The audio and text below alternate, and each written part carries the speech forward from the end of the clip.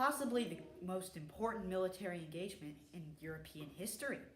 It determined the course of history, whether we would all be speaking French right now, or whether we would be speaking whatever European language you speak. Now, this battle was fought between 4 generals, and 2 on either side. On the French side, we have the great Emperor Napoleon himself. Now, Napoleon is a tactical genius, and his greatest strategy is to divide the enemy forces, overrun them, and then outflank any force he can't divide up. And then he has his assistant, Ney. Now, Ney is the bravest but not the smartest. He's got sort of a brain for tactics, but he's no Napoleon. And that's why he's Napoleon's kind of sideman. Now, Ney is kind of rash, and you'll see that he makes some critical errors on his own that determine the course of the battle, and therefore the course of European history. All right, now there's one final thing I need to say before we actually begin the autopsy of the battle, and that is I need to talk about the weapons of the time. Now, this is around the year 1820. There are almost no rifles in existence, and mostly what soldiers have are muskets. Now, the difference between a rifle and a musket is that a rifle has a grooved barrel and that helps spin the bullet for greater accuracy, while a musket can hardly hit the side of a barn from the inside. But it's not just soldiers participating in this battle. There's artillery too. These are great big cannons, and they can go very far. They mainly have 2 types of bullets on them at the moment, and 2 types of cannonballs. And those are and one of those is your traditional cannonball, and the other is what is effectively a shotgun. The cavalry of the time essentially have horses and bayonets. They very rarely actually have guns, and the point is to ride past and stab people.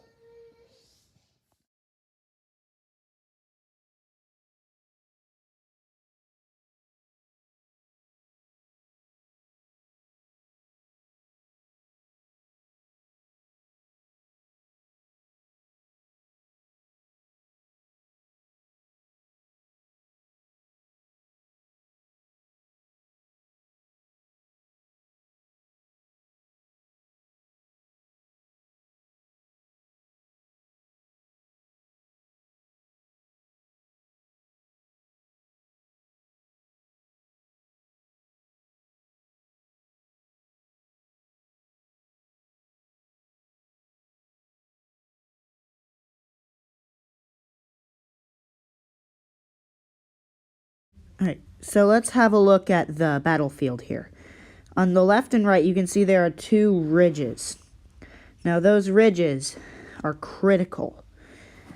And you can see that the French have set themselves up, their infantry, in a line all along that ridge. They have their cannons behind that. There are 2 chateaux. Now, those are essentially little fortified farmhouses or castles. And they've got some special infantry in one and some German infantry in the other. Now, those German infantry, those are the King's German Legion. These are German troops who fled to England when Napoleon invaded. So they have a lot to fight for. Now, here's where Ney makes his critical mistake, and it's the opening move of the battle. He sees the southern chateau and decides he's going to make a move on it. So he does. He takes his men. But remember, there's a bunch of skilled special ops British troops, the very best of the best. And so while they're marching, they just get utterly obliterated by these British troops. But Ney doesn't tell Napoleon about this. So Napoleon goes ahead and orders his troops in the middle to march.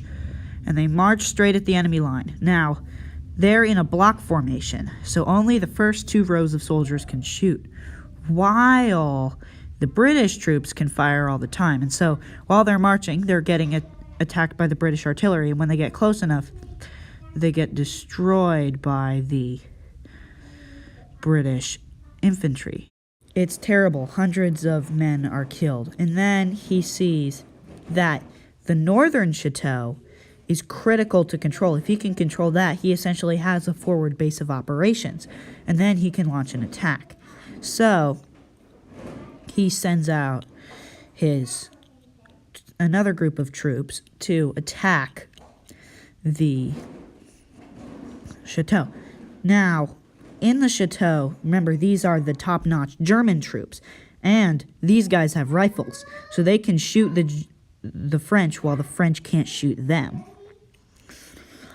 But eventually, they run out of ammo, and out of 200 men, only 41 escape. Those brave 200 men changed the face of Europe forever. Had Wellington lost that position any earlier in the battle, he probably would have pulled out, and Napoleon might have had a chance to take over Europe. And while all of this is happening at the northern chateau, the British have pulled back their infantry just to give them a break. And Ney sees this as an opportunity to attack with his cavalry, and so he sends his cavalry. Now, Wellington sees this, and he has his troop form into infantry squares, where they form into a square and stick their bayonets out. Now, this is brilliant use of animal psychology, because a horse won't run into a line of pointy things. So the horses run back, and every time they run back, the artillery fire, and some die. Now, Napoleon, of course, notices this is not good for him. So he orders his artillery to fire on the squares, and it just is terrible. It's a slaughter ground. Now, right now, things are looking very grim for the Allies. But when all seemed lost, suddenly a glimmer of hope. Actually, a few hundred unidentified troops came over the horizon. The identity of these mystery troops turned out to be those German troops with Buchler. The Allied generals hatched a plan. They sent 1 row of men, so it looked as though there were only a few men left standing, and then they hid the rest of them, crouching behind. Then Napoleon took the bait. He sent his best infantry division, his elite forces, the Imperial Guard, to attack the remaining troops. These were his top-notch troops. And they march towards the enemy ridge to take out this last few survivors. They think they've all won, but suddenly the entire British and German armies reappear.